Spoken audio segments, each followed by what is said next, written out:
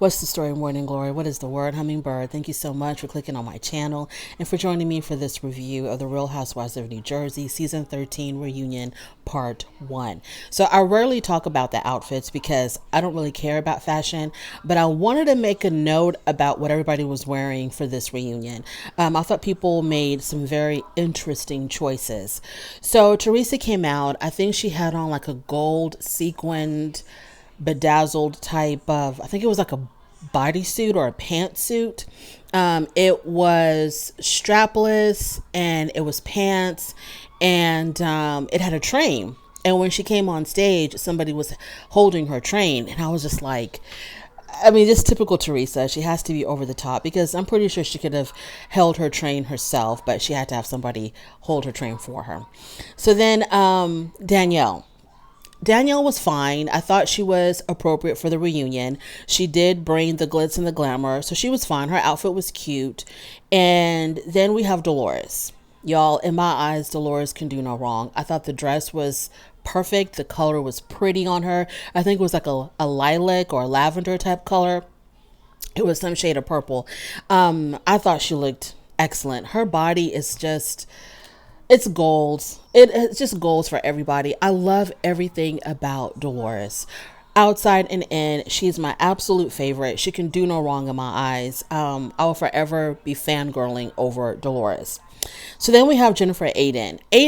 She always, to me, I think she misses the mark every reunion because even during the season, she wears things that I think ages her.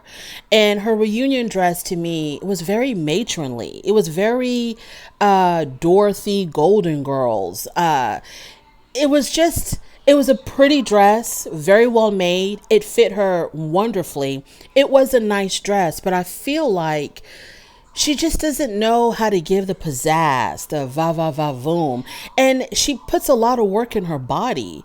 You would think that she would want to, but then again, she also talks about how she likes to be modest and decent and whatnot. But I thought the dress was too old for her. It was a pretty dress. It fit her well. It was well made, but I thought it was too old for her. Then we have Rachel.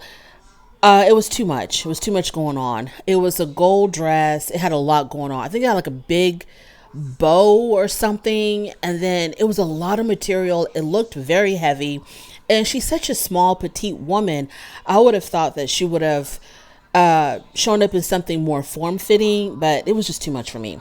And then Margaret missed the mark again. Where Jennifer dresses too old, Margaret dresses, I think, a little bit too young and too skimpy for her age. I didn't like Margaret's outfit at all.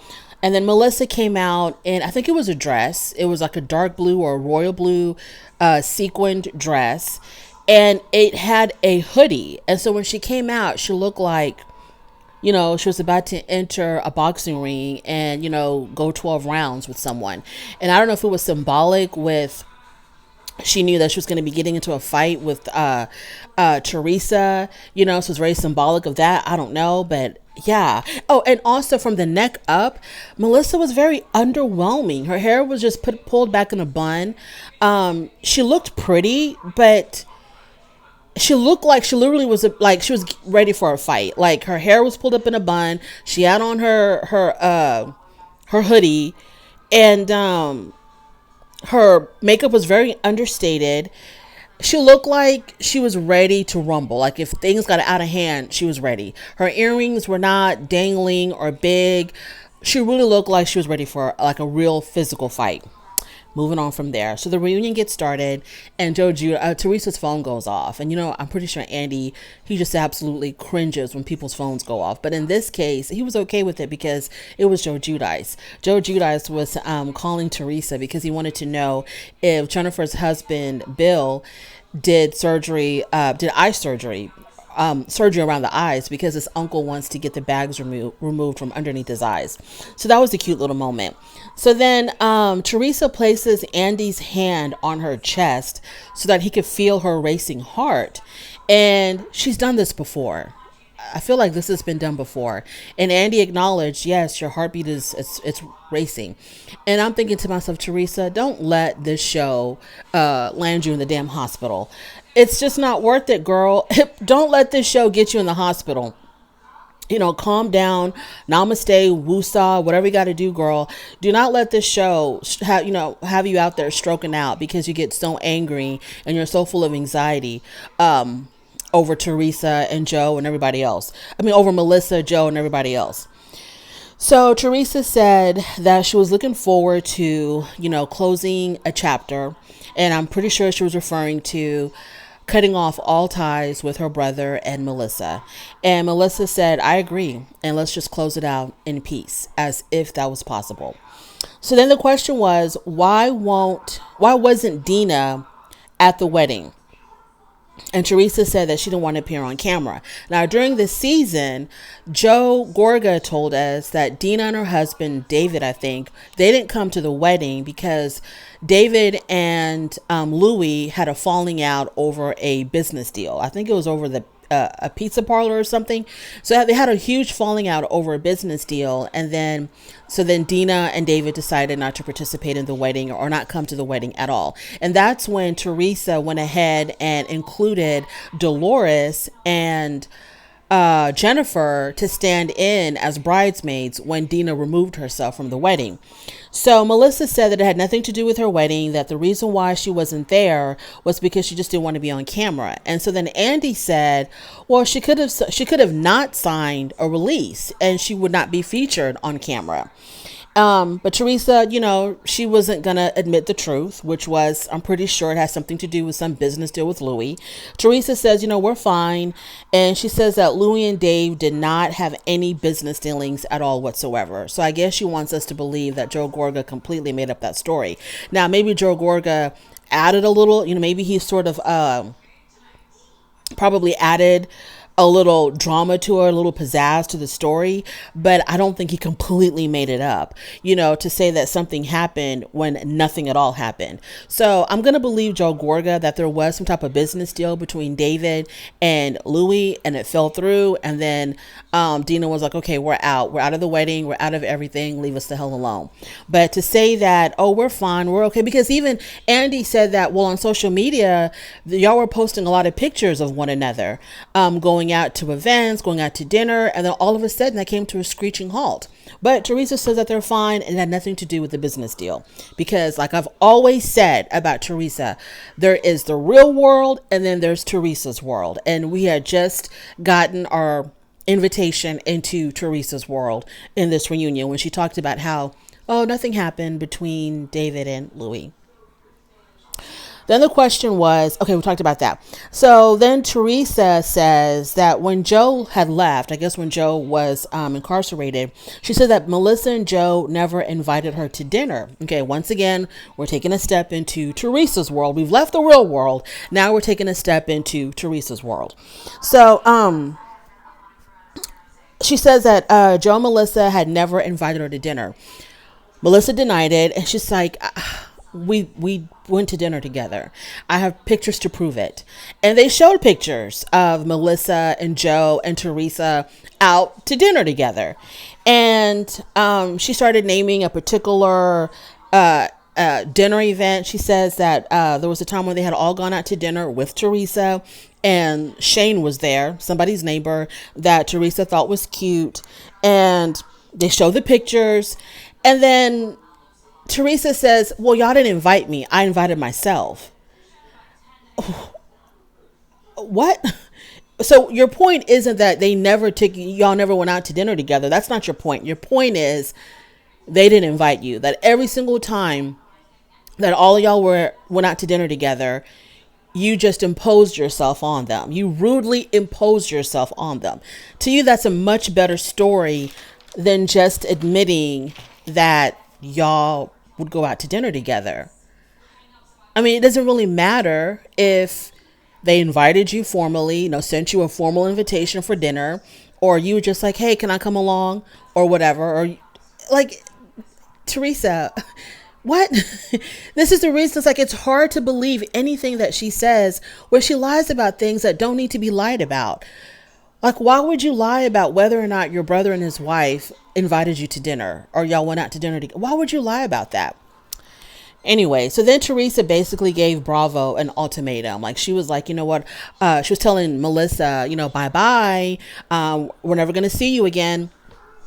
And like, we're not going to see you in real life, and we're not going to see you on this show. And basically she was like, to me, it was like she was trying to give passive aggressively, because that's how Teresa works. She's very passive aggressively letting Andy know that she's not going to be coming back if they're going to invite Melissa back for another season. So it's going to be either Melissa or her. Then they talk about Teresa's hair at her wedding, which was a lot. And I'm a fan. I'm a huge fan of big hair. But Teresa's hair was a little bit over the top. It was huge. It was a lot of hair. And she says that they literally used 1,500 bobby pins to hold all of that hair in place. And in the wedding special, she said that she had to have the big hair because her crown was really big. But I think the hair could have been a little bit more tame. And she still could have worn the same crown. I don't think it had to be that big. And I don't think, she said that Louis liked it when she wears her hair half up, half down. He likes it when her hair is out of her face. Okay, that's wonderful. But I don't think he meant all of that. But to me, it was typical Teresa, and it was also very Jersey. The big hair, the super tan skin. It was very representative of Jersey, very representative of Teresa herself. When she made it to the altar and she was standing in front of Louis, you saw his eyes go up to her hair, and the expression on his face, to me, it was as if he really didn't care for it. Margaret didn't like it. Who else? Someone else was very what's her name? Dorit. It was not Dorit. Dorinda. Dorinda from Real Housewives of New York. She didn't care for it either. It was a lot of hair, and it was super hot that day. It was 90 degrees that day, or over 90 degrees, and everybody was outside. I don't know how she did it. And Margaret talked about how she cried at the wedding, and she said that she was crying because, Teresa was so beautiful, but it was sad to see her walk down the aisle by herself, where number one, definitely should have been her father, but he's passed away. Then it should have been her brother. It was like, it really hit home when we saw her walking down the aisle by herself. Like, it really, really hit home that, yeah, they're at the point of no return when it comes to not being able, you choosing not to walk your sister down the aisle. So then they go to Dolores, and they talk about Dolores and Paul, and everybody admits that Paul has changed Dolores for the better. She's a much happier person. She's always in a good mood, all thanks to Paul. And they talk about the dynamic between her and Frank. And she said that the dynamic between her and Frank had to change in order for her relationship with Paul to work. So she says it doesn't mean that we are through with each other, that we don't speak to one another. It's just changed. And she says, her and Frank will always be family, no matter what, forever and ever. They will always be family. They'll always have each other regardless. But it just can't be like the way it was, where they were like practically attached at the hip. So Frank and David being Dolores' ex-boyfriend before Paulie, Frank and David, they still live together in David's house, the house that Frank built. And Brittany, Frank's girlfriend, also lives there as well. So Dolores doesn't know any details about is Frank paying rent to David or nothing like that. All she knows is that they live together, they're all happy, and that's really all that matters. Dolores had conditions before moving in with David. She refused to move in with David until she had gotten a ring. And so they asked her, like, why haven't you? But you moved in with Paul, like, right away without a ring. And she says it's just a different relationship. She says that Paul does things with intent. So I guess she feels more secure in her relationship with Paul than she did with David. And so she doesn't need a ring to really prove anything.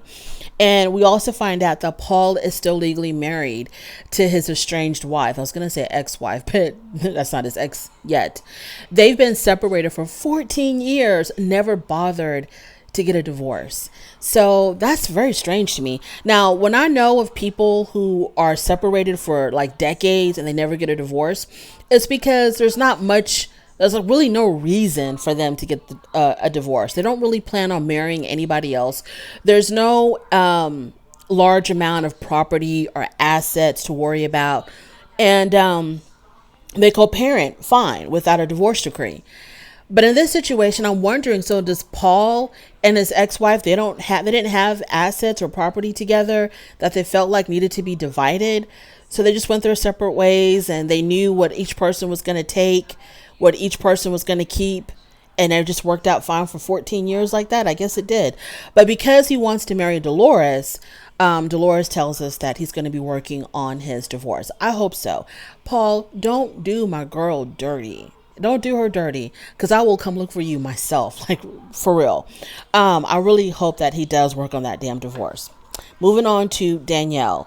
So they show, the various clips of her talking about her brother and talking about what happened between her and her brother. And it's emotional. Every time they show clips of Danielle and her talking about her brother, it's heartbreaking. It's emotional for me. And I don't know. It was just really sad. We saw the father crying. We saw Danielle crying. And so it was a lot. So she said that she hasn't spoken to her brother in 3 years, but she was going to be seeing her brother the next day because her grandmother passed away, unfortunately. And so both of them are going to be attending the funeral. She also says that she had sent her brother a gift for his daughter, and the brother sent it back. To me, that sounded like that relationship is dead in the water. So when Margaret said what she said in Ireland, saying that, you will always have a problem with your family members or whatever she had said, implying that the situation between Danielle and her brother will never get better because of Danielle's behavior. I believe that. What she said was hitting below the belt. What she said was out of line, but it doesn't make it less truthful. Now, I don't think it has anything to do, or it's not solely on Danielle. I think that the brother also has some accountability for his relationship with his sister and how it is right now. But I do think that whatever is going on between her and her brother, I don't think it will ever get better. For him to return a gift that was meant for his child, that's giving the big FU to his sister. And that's painful, because at least it could have been seen as a sign of her trying to make amends, of her trying to reach out, of her trying to make things better. And it's him telling her, I'm not interested. I'm not trying to make up with you. I'm not trying to make amends. I don't give a damn how much thought you put into this gift. We're sending it back. And I thought that was just awful for the brother to do that. So she says that her brother watches the show, that this is his favorite show, and I hope nothing in the show makes him feel worse towards his sister. I hope that, if anything, he sees how much his sister loves him, because she can't talk about him without crying. So Margaret she stands by her comment. Okay, she stands by what she said in Ireland, how Danielle's relationship with her family member will never get better, whatever the hell she said. Margaret, she stood by her comment, but she did admit that it did come out a little bit too harsh. Margaret said that in the beginning she did like Danielle. She liked hanging out with Danielle. She was helping her with her business. And when she mentioned helping Danielle with her business, Teresa had to step in and say, but she never helped me with mine. You helped the new girl, but you never helped me with mine. And Margaret said, you stood me up. You stood me up. Okay. Because of the things that Teresa says and other aspects that are so untruthful, whenever someone contradicts her or says anything that's opposing what she's saying, I have the tendency to believe the other person, because she lies a lot. All these people lie to some degree, but Teresa is sort of like habitual. And it's just like, she just doesn't, she lies about things that it doesn't even really matter. Things that don't even really matter, she feels like she has to lie about them. Anyways, so the question was, Melissa, where does your friendship with Danielle stand? Oh, before I move on, okay, so then they asked Melissa, where does your friendship with Danielle stand? And Melissa says that she doesn't have a problem with Danielle. She liked Danielle. She also started saying really good things about Danielle, how she was really fun, easy to get along with, etc., etc. And then Teresa butts in and says, oh, you're trying to lure her to your side. Teresa, that's a very immature thing to say. Whether it doesn't even matter if that's what you believe, that's a very immature. You have to kind of filter your words. That's a very immature thing to say. You looked and sounded so immature when you said that, because it's like, what is this? Sixth grade, where two girls who don't get along try to get people to come on each of their side. I don't think Melissa was trying to lure Danielle over to any side. I think she was just answering the question, and she was just explaining that in the beginning, yeah, I liked her. She was fun. I thought she was a great addition to the show. And Danielle is a grown woman. Just because Melissa gave her a couple of compliments, it doesn't mean that she's just gonna, hike up her dress and run over to the other side of the stage and sit in Melissa's lap. So then they talk about the arsenal topic when Rachel and Danielle were having a conversation, just the two of them. And Danielle said that she had heard that, she had heard this from Teresa and or Jennifer, that Margaret kept an arsenal of information on everybody on the show. So that's why people are so afraid to oppose her, to go against her, to put her in her place, because she's got information on everybody. Which is so funny that Teresa and or Jennifer said this about Margaret, when it was Louis the whole time who was trying to get an arsenal of information on everybody. So Andy said that the arsenal thing was completely blown out of proportion. The conversation between Rachel and Danielle was not that deep. Danielle really wasn't saying anything that was like completely awful. She was just telling Rachel, I heard that Margaret has an arsenal. Now, the way she said it as if she believed it. And I think Rachel at that moment was trying to be like, hey, we don't know what's what. We're new here. So we just can't automatically believe everything that we hear. So we just need to let things kind of play out, and then we'll make up our minds later. But it seemed like Teresa and Jennifer had already gotten such a strong hold on Danielle that Danielle was just like, you know what? I believe it. That's how it seemed. I'm not saying that she said that, oh, I believe it no matter what, but it came across as if she was really trying to convince Rachel that, yeah, Margaret has this arsenal of information on people. She said it as if she believed it. And so then Rachel takes this information to Margaret, and for her to do that, I think that's what made it bigger than it was. I don't think Rachel should have told Margaret. I think it was a conversation between her and Danielle, and it should have stayed between her and Danielle. It wasn't important enough to take to Margaret. And of course, Margaret, as super sensitive as she is, any little thing that comes from Teresa and Jennifer, she's going to act like it's just a huge assassination on her damn character. And she's going to make a big deal about it. And she's going to want to confront them and argue with them and just, go crazy on them over something so small. And Dolores was right. It was stupid. It was petty. It should never have grown to the point where Rachel and Danielle were like fighting the way they did throughout the whole entire season. Then they go to, and then they make up, okay, because of Dolores, letting them know that it was stupid for y'all to get into that fight. Y'all are better than that. Y'all are more grown than that. They've decided that, okay, we'll call a truce. We'll let that go and, move on. But we know that's fake. If they come back next season, they're going to be bickering again. Melissa. So Joe and Melissa, they moved into their house. Congratulations to them. The question was, Teresa, why publicly shame Antonia for not attending your daughter's Sweet 16? So they showed the clip when they're all on the bus, and Rachel had asked Teresa, do your kids and Melissa's kids get along? And that's when Teresa said, well, I don't know, because... not get along, are they super close? And Teresa was like, well, I don't know now, because Antonia didn't come to one of her daughter's Sweet 16 birthday parties. And then Melissa got offended, keep my daughter's name out of your mouth. Okay, blah, blah, blah. So Teresa says, I think that was a setup question. And to me, it kind of came across as a setup. I don't think anybody put that in Rachel's mind. I think Rachel asked that question completely on her own, but I think she knew that it was going to be instigating, because now you're bringing up people's children. She's just asking a simple and innocent question. But then with this group, especially with how sensitive Teresa and Melissa are about one another, and now you're bringing up their children, it wasn't going to go well. And I think Rachel should have known better. So either Rachel was dumb for asking that question and not understanding how it was going to lead to something worse, or she was smart enough to know what she was doing, that she was, instigating something. And I think I think she was trying to instigate.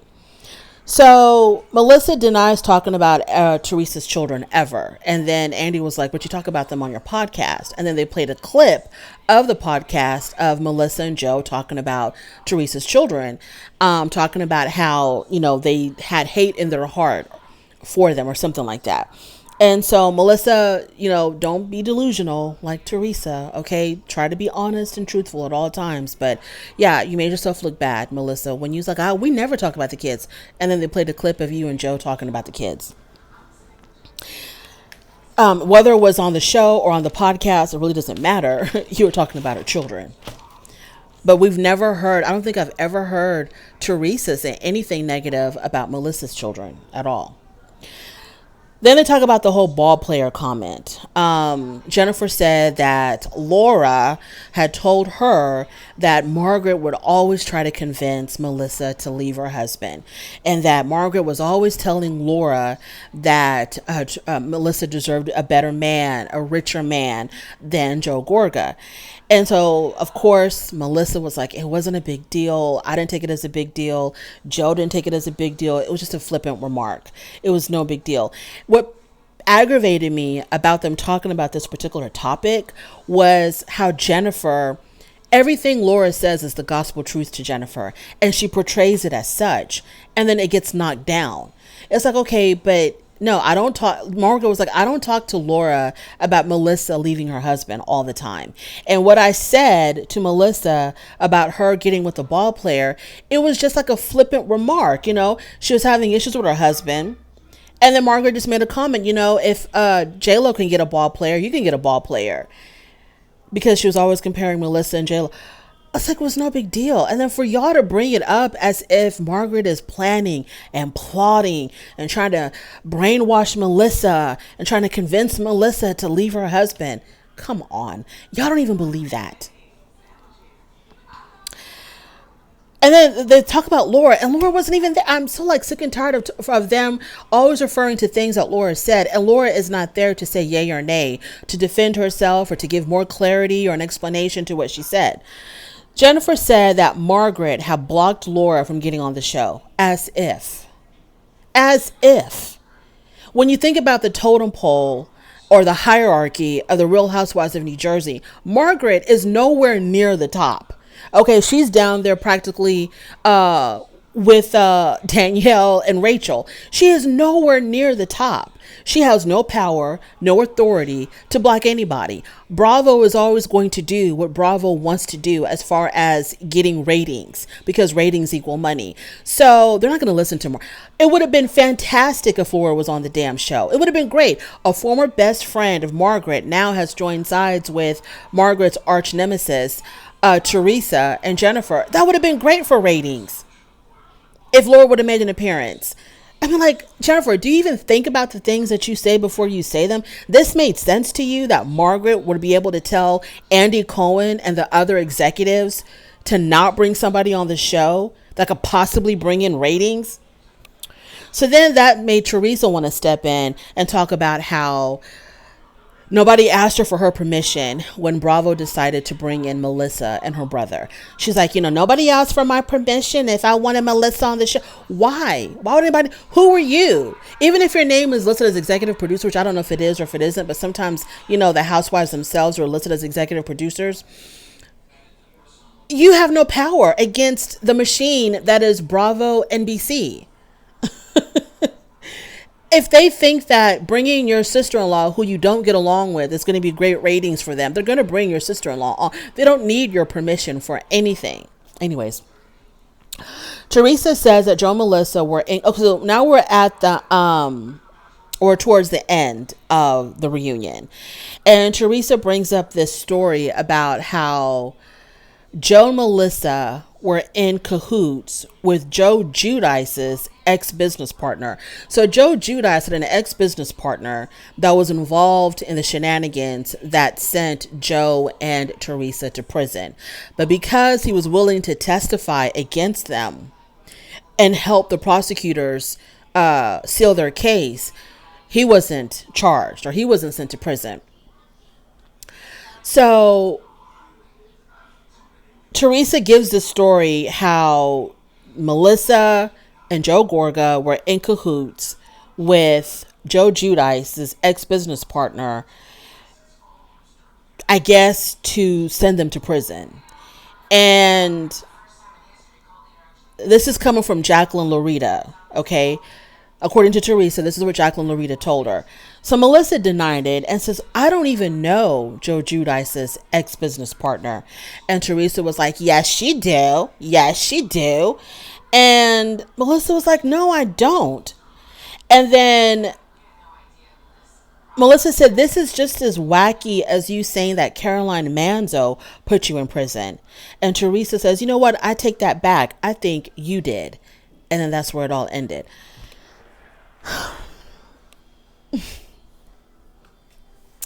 The Real Housewives of New Jersey. Let me put my hand on my own heart. I think my own heartbeat is racing. I can't let this show send me to the damn hospital. It is so frustrating to watch Teresa. When Teresa is not arguing with her sister-in-law and her brother, when it's just her, like in a scene, or talking about non-Melissa Joe Gorga issues, Teresa is actually likable. Like when I watched the wedding special, to see her and Louis together, you can't help but like feel happy for them. You know, you can't help but think to yourself, yeah, this is a good couple. They're really good for one another. And Teresa has this innocence about her, right? And I think this is the reason why she has such a strong following. Teresa has this innocence about her,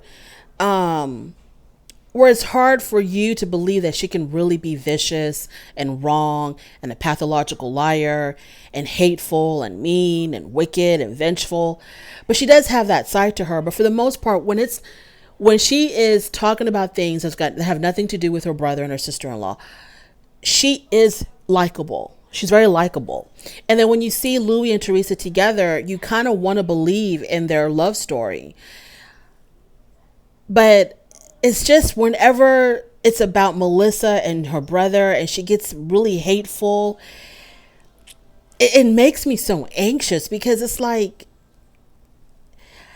it's not true. You know, it's like, Teresa, what you're saying, it doesn't make any sense. What you're saying is not true. It's not true.